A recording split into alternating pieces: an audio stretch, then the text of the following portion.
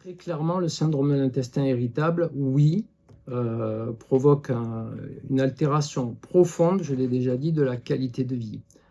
Ce qui est assez dommageable, c'est que dans le corps médical, ce n'est pas un reproche général, mais quand même, c'est le premier motif de consultation. Vous avez des malades qui ne vont pas bien, qui sont parfois désocialisés, qui ne vont plus au travail, qui ne font plus des activités, qui souvent ne sont pas pris au sérieux. C'est-à-dire qu'une fois qu'on leur a fait une coloscopie, une gastroscopie, on leur remet une ordonnance avec quelques antispasmodiques et la première des réponses à laquelle ils ont droit, c'est « ce n'est pas grave, c'est le stress ». Ça, c'est une méconnaissance et je dirais presque une maladresse que de ne pas considérer ces malades au sérieux.